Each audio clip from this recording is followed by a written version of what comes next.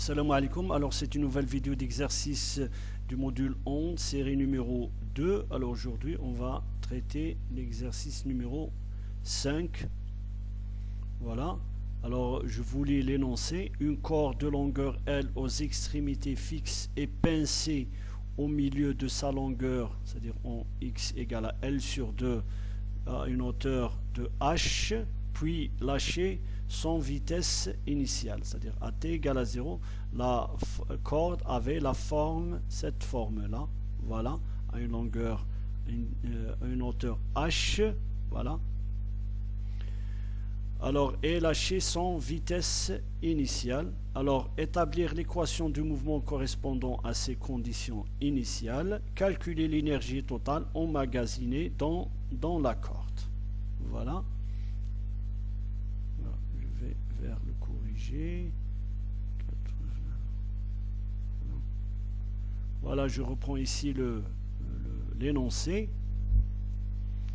Alors, une corde continue de masse linéaire mu de longueur L soumise à une tension T0 à l'équilibre, fixée à ses extrémités en x égale à 0 et x égale à L, et pincée en x égale à L sur 2 à une hauteur, on la pince, voilà, on ramène ce point à une hauteur de h et on va la lâcher sans vitesse initiale et on va l'évolution de cette corde là qui est libre, c'est-à-dire elle n'est soumise à aucune force de frottement. Alors le mouvement général d'une corde fixée à ses extrémités, voilà, on l'a vu dans une vidéo précédente, dans l'exercice précédent, on a fait l'étude des modes de vibration d'une corde, puisque c'est une corde ici, c'est une corde avec des extrémités fixes, voilà. Et bien, le mouvement général de chaque point sur la corde est donné par la somme des modes de vibration de la corde, voilà, les modes de vibration qui vont de 1 à l'infini. Il y a une infinité de modes de vibration, voilà, avec la forme de chaque point sur la corde, c'est-à-dire l'amplitude AN sinus NP sur LX. Bien sûr, toutes les particules sur la corde aussi à la même pulsation oméga n dans un mode n, bien sûr avec un certain déphasage psi n. Voilà. Bien sûr, puisqu'on a une corde, eh ben, il y a la relation de dispersion, voilà. Voilà, c'est la pulsation avec laquelle les particules de la corde oscillent dans un mode. Eh ben, c'est la vitesse racine carrée dt0 sur mu fois k. Et bien k ici, le nombre d'ondes pour ce cas-là où les extrémités sont fixes, et bien on les a trouvées égale à l'expression de k égale à npi sur L. Avec L, c'est là, bien évidemment, c'est la longueur de la corde. Maintenant, puisque alors on vient c'est-à-dire cette solution a été obtenue en appliquant les conditions aux limites, c'est-à-dire dans l'espace. Maintenant, on aura besoin de trouver les valeurs de AN et psi de n. Et bien pour cela, on va appliquer ce qu'on appelle les conditions initiales. Alors les conditions initiales qu'on nous propose, c'est que la position de chaque particule en x à t égale à 0 forme de la corde y x de 0. C'est-à-dire les conditions aux limites, plutôt initiales, c'est que on doit chercher quelle est la position de chaque masse à t égale à 0. C'est-à-dire pour en x égale à 0, sa position était y égale à 0. Alors que par exemple pour la particule en x égale à L sur 2, et bien à t égale à 0, sa position était en h suivant y.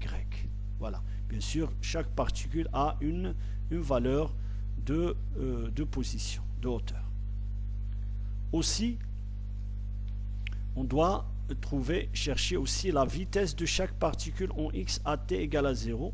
Et bien, on vous dit que à t égale à 0, chaque particule est lâchée sans vitesse initiale. Voilà, ce sont là les deux conditions initiales qu'on aura besoin pour trouver les valeurs de AN et phi de n et définir de manière complète le mouvement de la corde avec l'évolution de chaque particule en x dans le temps. Voilà.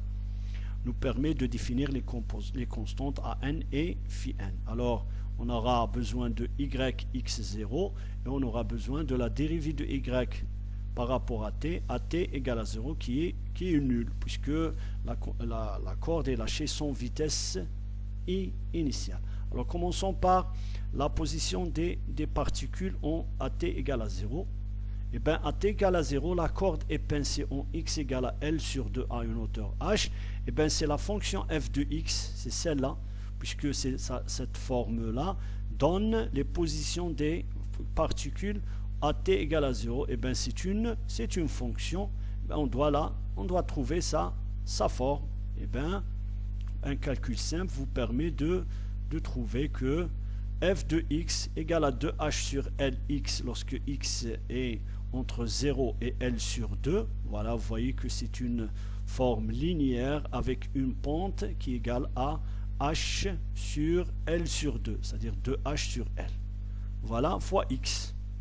Mais juste entre x égale à 0 et x égale à L sur 2. Voilà, c'est cette forme-là, f de x, 2h sur Lx. Maintenant, entre 0 et x égale à L sur 2 et x égale à L, et bien vous avez une pente négative avec une translation sur l'axe des x. Alors vous avez moins 2h sur L, puis c'est une pente négative, et voilà, vous avez x moins L.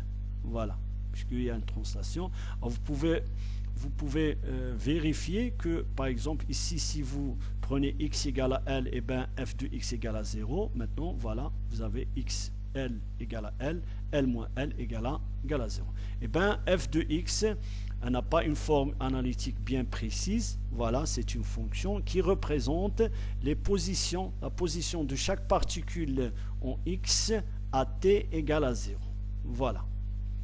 Alors, d'autre part, maintenant, à t égale à 0, on va prendre x, voilà, on va prendre x égale à t égale à 0.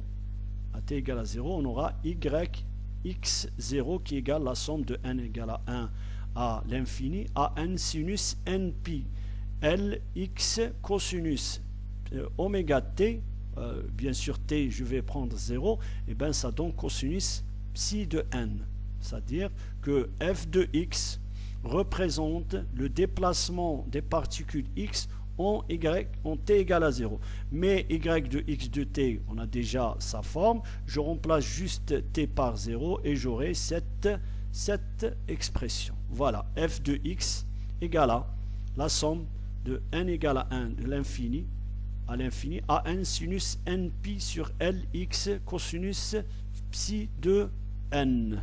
Voilà, cette forme-là. Alors vous avez ici la forme f de x avec sa forme analytique par région, et d'autre part vous avez la somme d'une série, c'est-à-dire une série de fonctions sinusoïdales, voilà, a n sinus nπ l x cosinus psi de n. Voilà.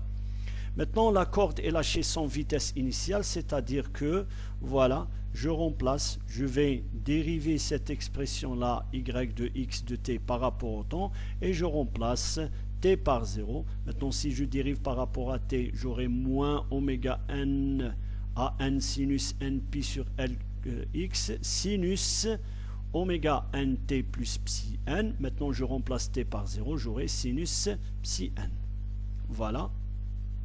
Mais on vous dit que la vitesse, voilà, à t égale à 0, chaque particule de la corde, qui est représentée par g de x, la vitesse, elle est nulle, quel que soit x, c'est-à-dire toutes les particules sont lâchées sans vitesse initiale.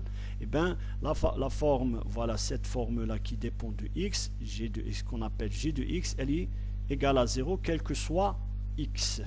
Voilà. Maintenant, on va revenir à la forme f de x qui représente les positions des particules en à t égale à 0. Et bien, comme je viens de le dire, eh ben, on aura d'un côté la série de fonctions sinusoïdales qui nous rappelle le développement d'une fonction en série de Fourier, et de l'autre côté la forme, voilà, qu'on a obtenue à partir de la forme de la corde à i en t égale à 0, bien sûr avec une hauteur h, f de x, avec bien sûr b de n, voilà, je vais mettre an cosinus psi de n, voilà, comme b de n, voilà.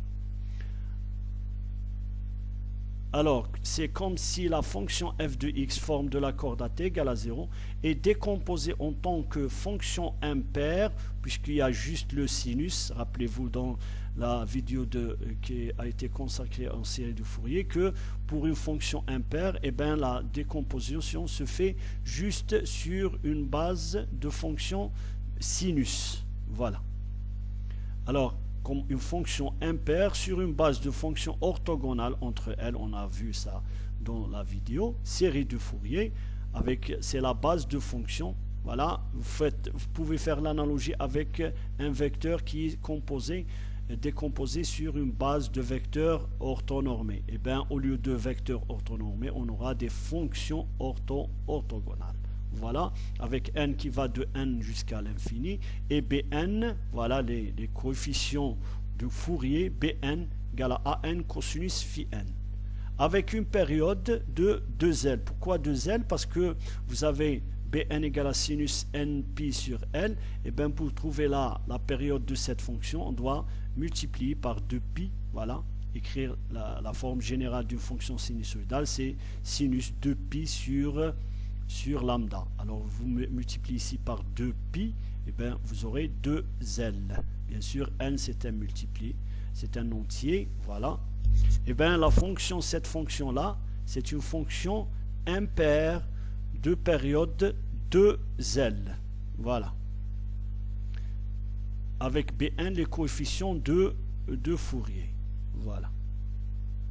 Et x qui s'étend bien sûr de 0 à L. Alors d'autre part, la fonction de la vitesse de la corde à t égale à 0, et bien c'est toujours, vous voyez ici que ça donne moins an oméga n sinus psi de n, bien sûr c'est g de x, elle est égale à 0. F de x c'est cette forme-là, alors que g de x, tout court, c'est 0. Bien sûr, on va prendre moins an oméga n sinus psi de n comme sin cn, un changement de variable, changement de notation, et bien c de n, voilà, avec c de n égale à moins an oméga n sinus psi de n.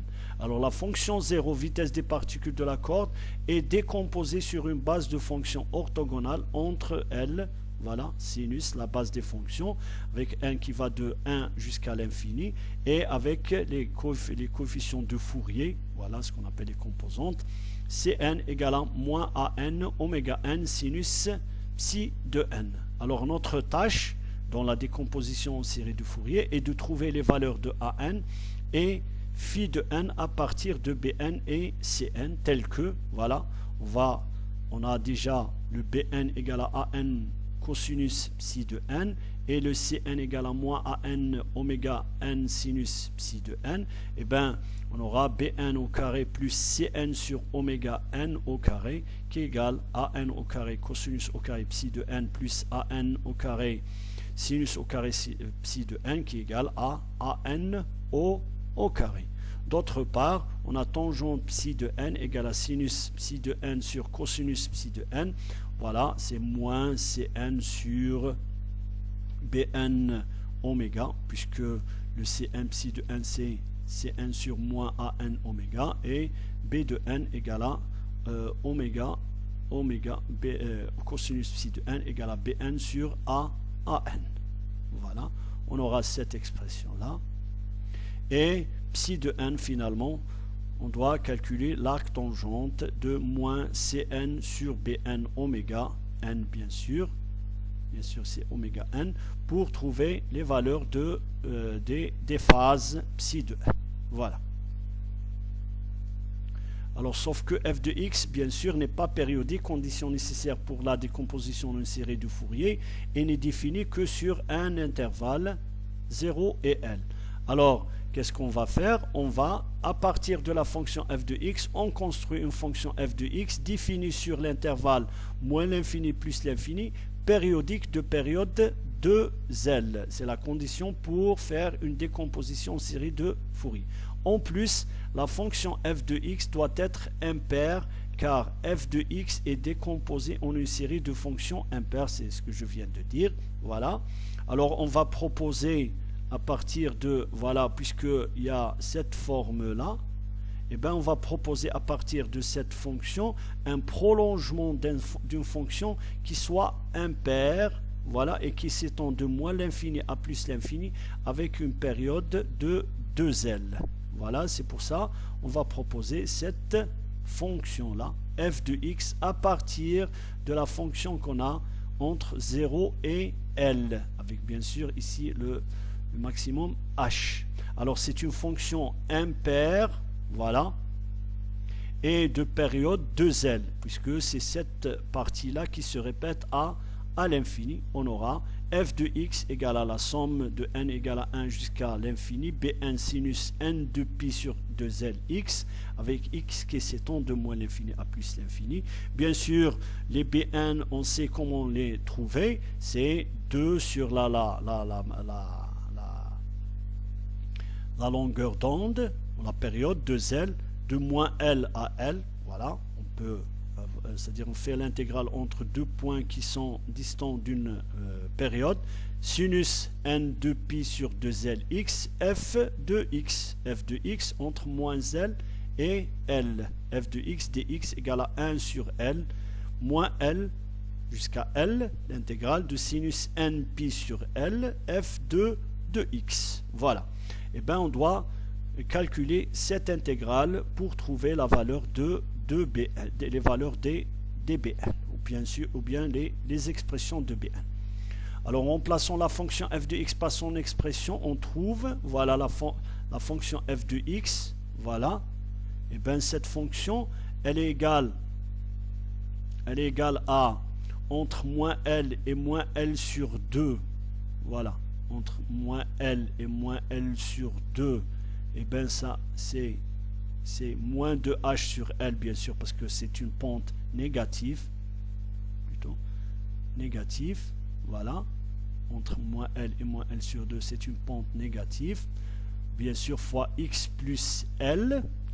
Alors, entre moins L sur 2 et L sur 2, c'est une pente positive, voilà, c'est pour ça on aura 2h sur Lx entre moins L sur 2 et L sur 2, alors que pour la partie entre L sur 2 et L, c'est une pente négative avec un déplacement de l'axe, voilà, et bien ça donne moins 2h sur L, x moins L, voilà, x entre L sur 2 et L. Voilà, c'est la fonction que l'on propose pour la décomposition en série de Fourier et que représente, voilà, un prolongement de la fonction qui représente la corde en x égale à, en t égale à 0, la corde pincée qui s'étend elle entre 0 et L.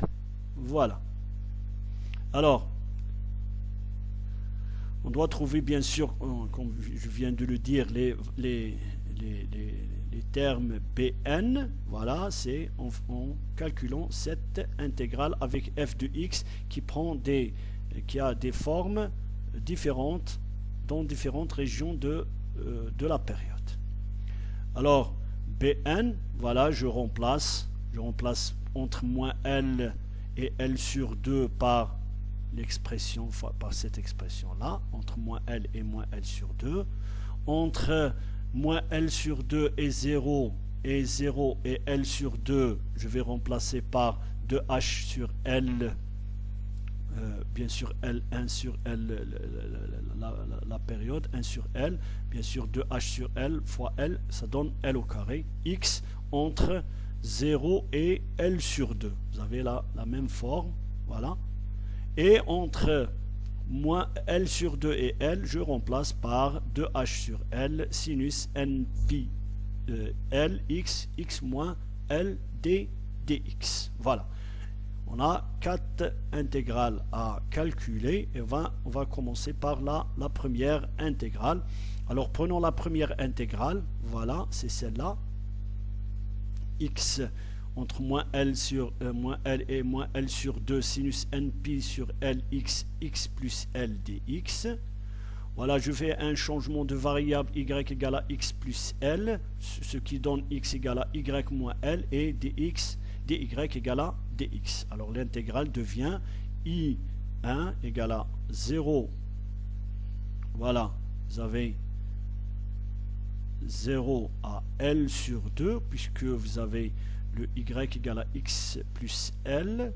Vous avez ici L moins L sur 2, ça donne L sur 2, alors que L moins L, ça donne 0. Voilà.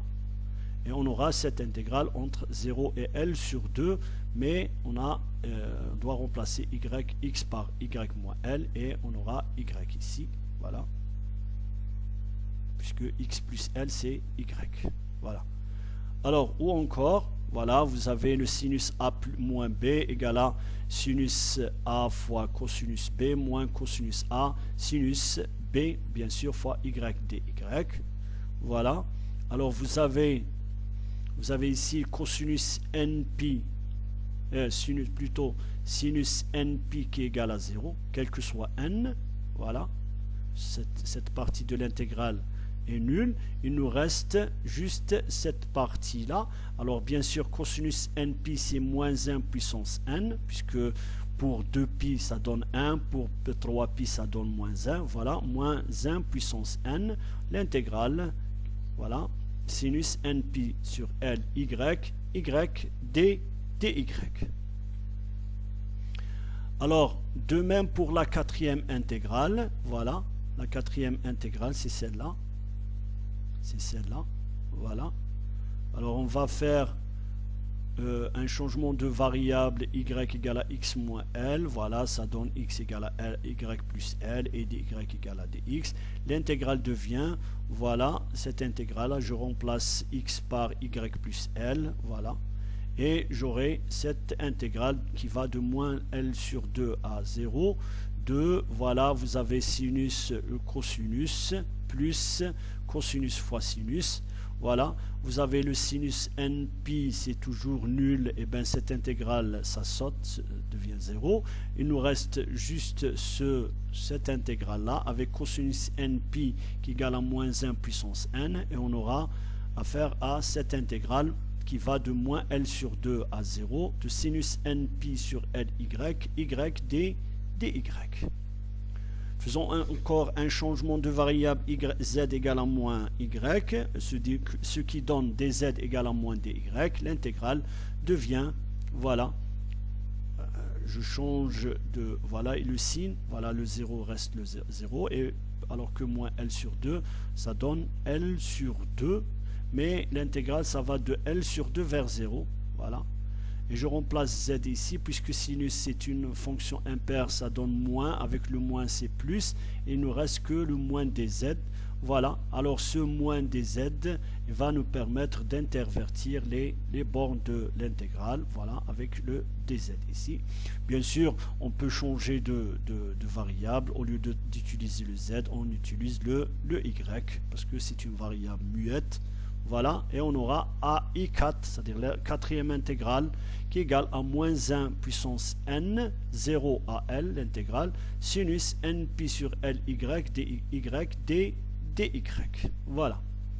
De la même manière, la deuxième intégrale s'écrit, voilà, vous avez la deuxième intégrale, vous avez cette intégrale-là, mais vous avez le moins L sur 2 à 0, voilà. Voilà, et bien vous pouvez,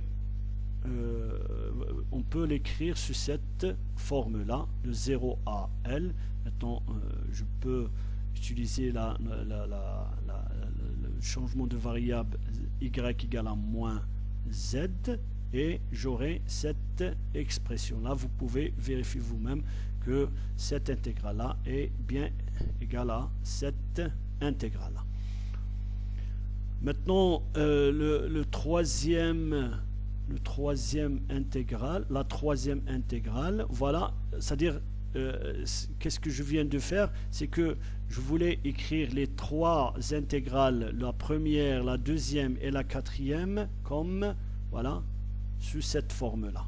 Voilà, cette forme-là qui va de 0 à L sur 2. Voilà. Et bien, j'aurai, voilà, on aura Bn, on fait l'expression des Bn se réduit à un calcul d'une seule intégrale. Voilà, il y a juste l'intégrale qui va de 0 à L sur 2 sinus npi y dl. Mais avec un, voilà, je reviens à Bn.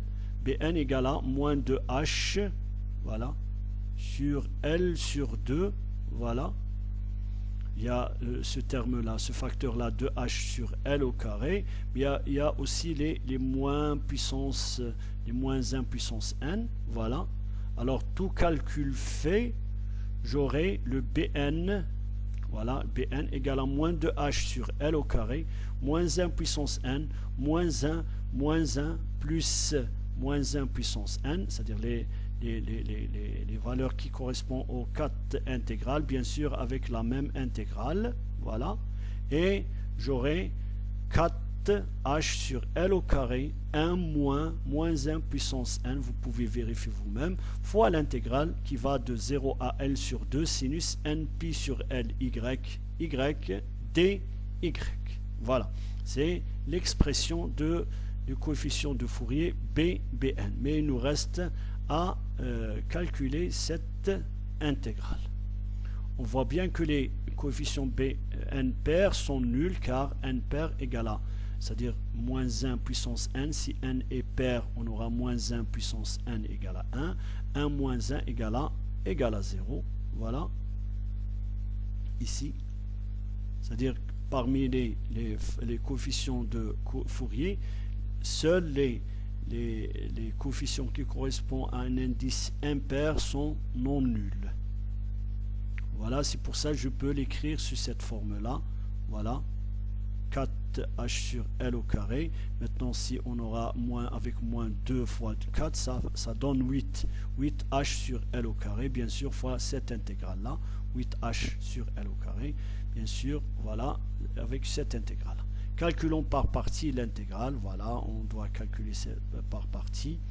J'aurai, voilà, en effet, cette intégrale égale à moins L sur 2pi plus 1 pi y cosinus 2pi plus 1 pi sur L y qui va de 0 à L sur 2 plus, voilà, puisqu'il y a le moins ici, L sur 2pi plus 1 pi, voilà, cosinus 2pi plus 1 pi sur L y dy. Bien sûr, ici, vous avez ce terme-là qui s'annule, puisque pour 0, eh bien, vous avez le y, c'est nul. Pour L sur 2, vous avez L sur 2, et bien, pi sur 2. Cosinus pi sur 2, 3pi sur 2, c'est nul. C'est pour ça que ce terme-là s'annule. Il ne reste que ce terme-là, voilà, qui est égal à L sur 2pi plus 1 pi. Voilà l'intégrale, voilà cette intégrale-là.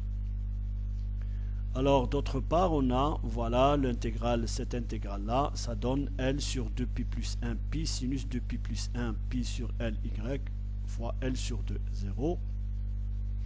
Et ça donne, voilà, L sur 2pi plus 1 pi, voilà, avec, bien sûr, pour 0, sinus 0, c'est 0, mais pour L sur 2, eh bien, vous avez pi sur 2. Avec 2pi plus 1. Maintenant, sinus pi sur 2, c'est 1. Sinus 3pi sur 2, c'est moins 1. C'est pour ça on aura cette valeur-là de moins, cette expression-là de la valeur de sinus de pi plus 1 pi sur 2, qui est moins 1 puissance pi. Voilà. Alors, je remplace ici, voilà, j'ai cette forme-là, mais j'ai aussi, voilà, c'est cette, voilà, j'ai cette L 2pi plus 1 fois pi, je la multiplie par, voilà, 8h sur L au carré, voilà, j'aurai en fin de compte, voilà, B 2pi plus 1 qui est égal à 8h moins 1 puissance pi, voilà ce terme-là. 2pi plus 1 fois pi, voilà, au carré, puisqu'il y a aussi un autre terme là, voilà. Vous avez L 2pi plus 1 et on vient de voir qu'il y a aussi un L sur 2pi plus 1 fois pi en calculant cette intégrale là. C'est pour ça qu'on aura 7 au carré. Et bien finalement B 2pi plus 1 égale à 8h moins 1 puissance pi fois sur 2pi plus 1 au carré, pi au carré, avec bien sûr pi qui va de 0 à l'infini. Voilà, c'est un entier. Voilà. Mais on n'est pas encore au bout de nos peines parce que nous, ce qui nous intéresse, ce n'est pas les B de Pn, mais c'est plutôt les An et les psi de n, puisqu'on doit calculer les coefficients Cn afin d'établir les expressions des coefficients An et psi n, puisque An au carré égale à Bn au carré plus Cn sur oméga n au carré. Bien sûr, on vient de définir les expressions de Bn, mais il nous reste aussi les Cn. Bien sûr, on doit calculer les Cn pour avoir toutes les valeurs, les expressions de An et de psi de n. Pour cela, on utilise l'expression de la vitesse de la corde à t égale à 0. Voilà. Et ça donne quelque chose de décomposition de la valeur 0 sur, c'est-à-dire le 0 est une somme de fonctions sinusoïdales avec n qui va de l'1 à l'infini avec les coefficients de Fourier Cn. C'est une fonction impaire de période de 2L. Voilà. Pour calculer les Cn, on multiplie les deux membres de l'équation ci-dessus par sinus mpi sur Lx et on intègre sur un intervalle de 0 à L tel que, voilà, on intègre et ça donne 0. Voilà. Ça donne, puisque c'est la fonction 0, voilà.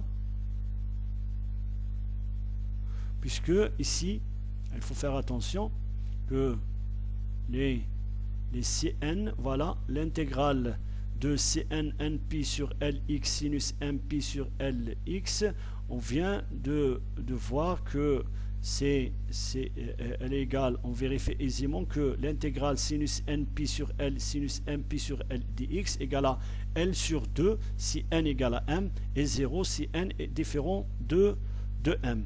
Maintenant, parmi toutes les intégrales de cette somme, il nous reste juste une intégrale Cn, l'intégrale de 0 à L sinus npi Lx au carré, puisque m égale à n égale à 0, puisque ça donne la fonction g de x qui représente la vitesse initiale de la corde. Maintenant, alors, voilà. Alors, de toutes les intégrales, il nous reste juste Cn, mais on vient de voir que cette intégrale égale à L sur 2, et bien, ça donne Cn L sur 2 égale à 0. Alors, ben, ça donne, bien évidemment, Cm ou bien Cn égale à 0. Et bien, à partir de cette expression-là, de la forme de la vitesse, et ben, on vient de trouver que toutes les coefficients de Fourier de cette fonction Cn doit être nul. Voilà, c'est 0 plus 0 égale à 0. Une somme de 0, c'est égal à 0. Voilà. Alors, vous avez An égale à Bn au carré sur Cn. Bien sûr, Cn, c'est 0. Bn au carré égale à, eh bien, ça donne An égale à plus ou moins Bn. Tangente psi de n égale à moins Cn sur Bn oméga 0, oméga n, bien sûr. Bien sûr, psi de n égale à 0 ou pi, parce que la tangente de psi n égale à 0, quel que soit n. Maintenant, Bn égale à An cosinus psi de n, et Cn égale à moins An oméga n sinus psi de n. Bien sûr, les An sont non nuls, oméga n non nul, alors que Cn égale à 0. C'est que le sinus psi de n doit être nul. Alors, on choisit, voilà, les psi de n. On va choisir psi de n égale à 0.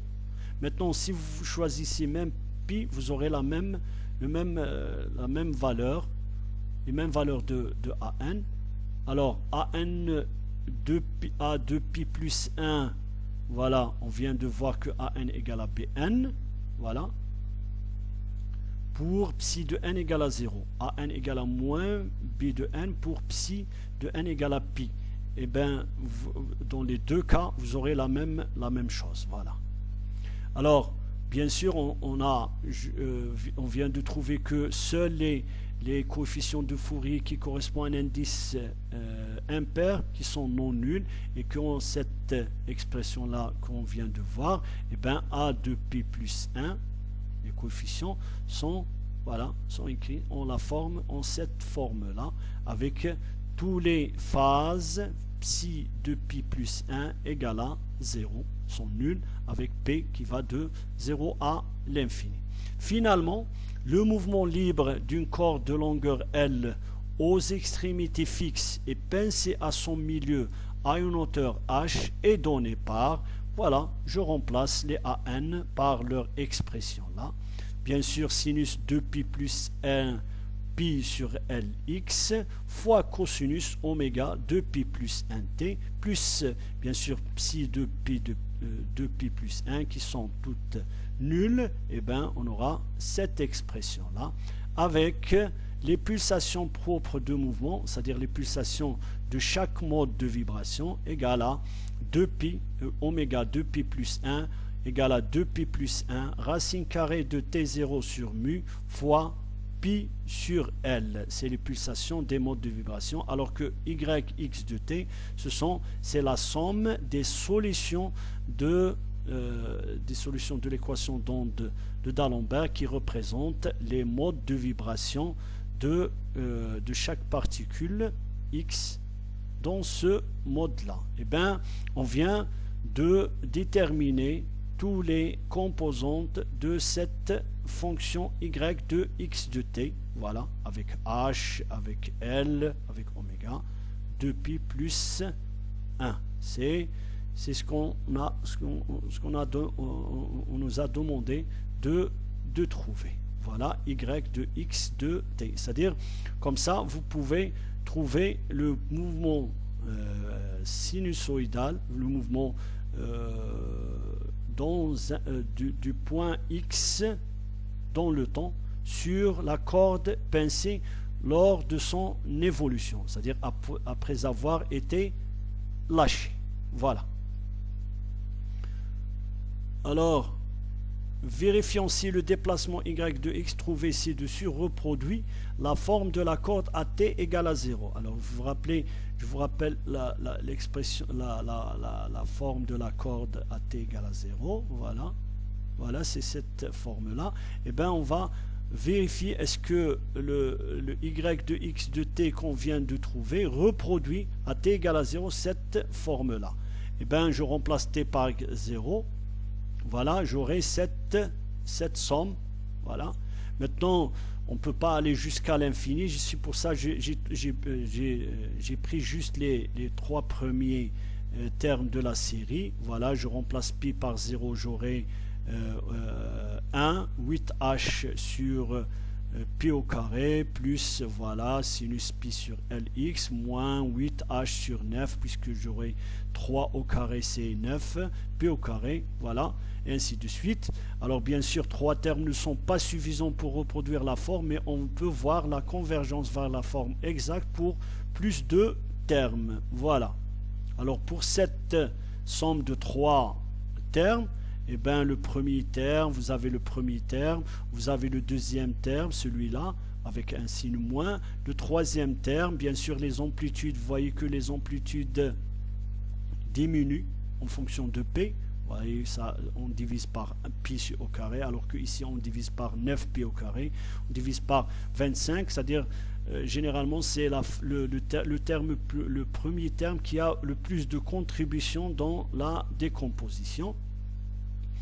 Et on voit bien que si on fait la somme, eh ben, on arrive à s'approcher de la forme exacte. Vous voyez la forme exacte, voilà, alors que celle en bleu, c'est la forme, c'est la somme des 3 premiers termes. Maintenant, si on augmente le nombre de termes, eh ben, on commence à se rapprocher de plus en plus de la forme exacte de la corde à t égale à égale à 0.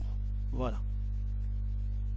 Alors le spectre de la partie spatiale de Y consiste en des raies de hauteur égale aux amplitudes des harmoniques correspondants, chacun à un rang de l'harmonique. Voilà, c'est-à-dire pour la décomposition en série de Fourier, eh ben, on a dit qu'il y a ce qu'on appelle la décomposition spectrale. Voilà, c'est que suivant x, on va pour chaque valeur de p, on va trouver l'amplitude, c'est-à-dire la contribution de cette harmonique à la décomposition de cette fonction.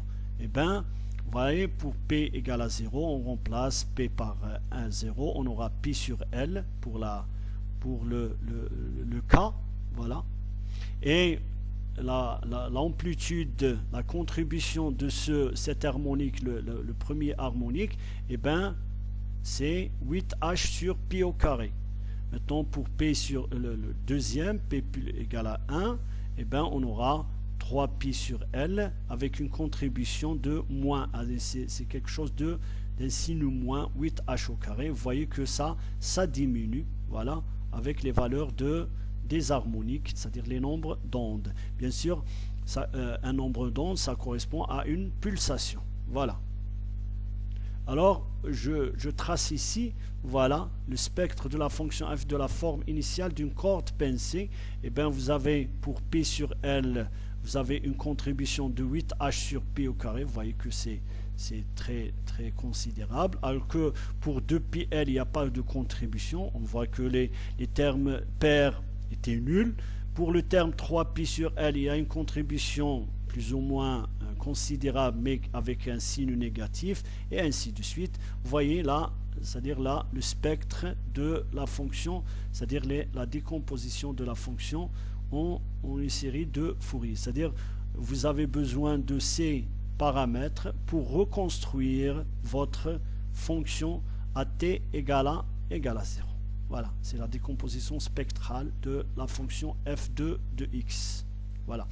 Maintenant, parfois, au lieu d'utiliser les fonctions d'onde, plutôt le nombre d'ondes pi sur L, on utilise les fréquences ou les pulsations qui correspondent, c'est-à-dire en utilisant la relation de dispersion que nous avons trouvée.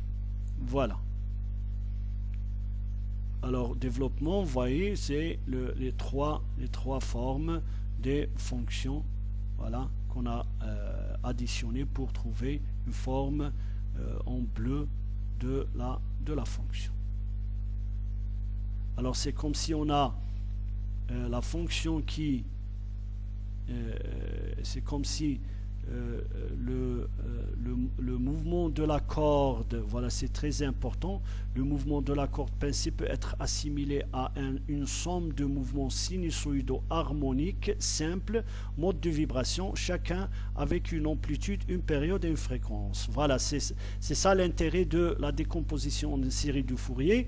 Et bien, le mouvement de la corde, lorsqu'elle est relâchée, voilà, on peut la voir comme un mouvement, une somme de mouvements de chacun des modes de vibration de la corde, voilà, chacun avec une amplitude et une pulsation. Voilà, c'est comme si on a un mouvement de plusieurs cordes de forme sinusoïdale avec chacune une amplitude, une période et une pulsation. Voilà.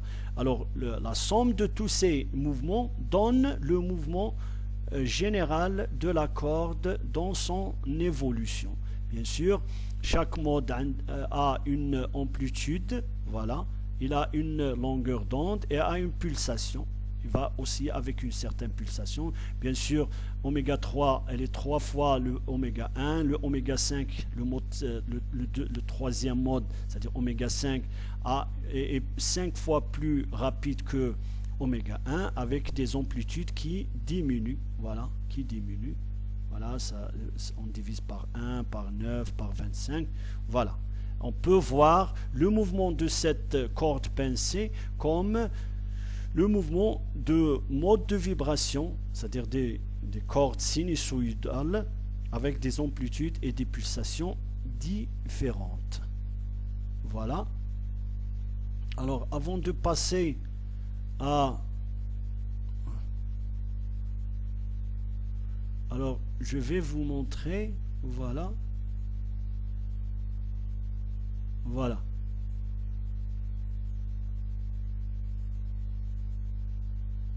Je vais vous montrer cette, voilà.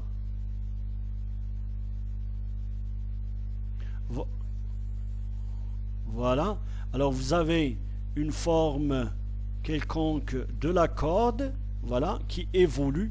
Bien sûr, c'est pas le cas, c'est pas notre cas, mais ça ressemble à cette corde pincée. C'est que à t égale à 0, on va relâcher une forme triangulaire. Et vous voyez ici, c'est-à-dire celle en rouge. Maintenant, vous voyez ici, ce sont les modes de vibration qui évoluent dans le temps, bien sûr, chacun avec une amplitude et une pulsation différente. Et à tout moment, et à toute position, en tout point X, on va faire la somme de tous les modes, de toutes les contributions pour avoir la position de la corde en un point X. Voilà. Alors, vous voyez que voilà. Voilà. Et on va voir que voilà, que c'est comme si voilà, c'est comme si on a un mouvement de plusieurs modes de vibration qui composent le mouvement de la corde pincée. Voilà. Je reviens à la voilà.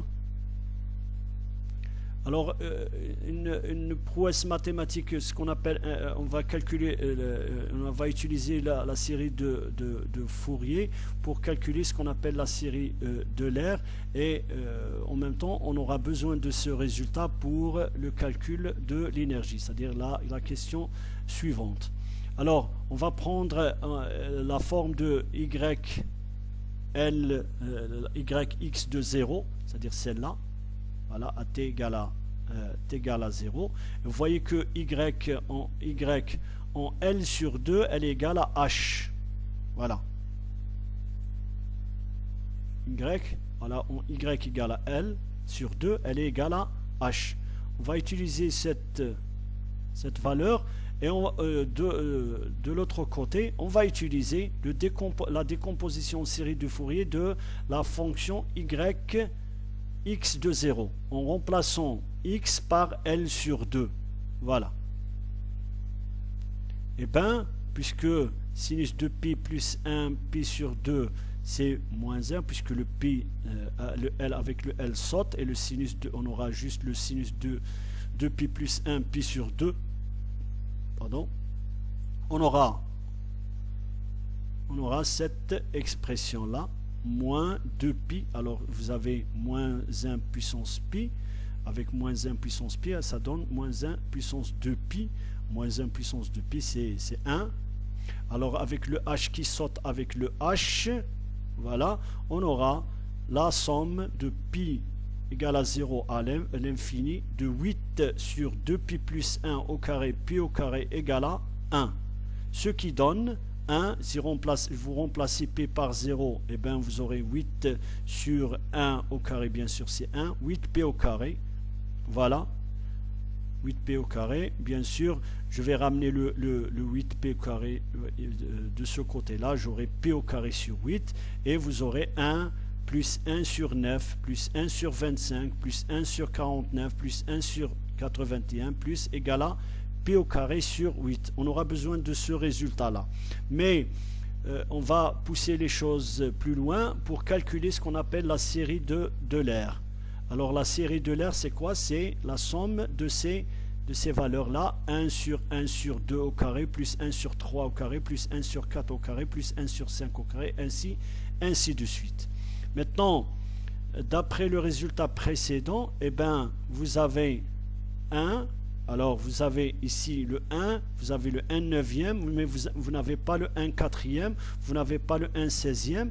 Eh bien, vous avez, voilà, ces termes-là. Voilà, le 1 neuvième, le 1 25, c'est pi au carré sur 8.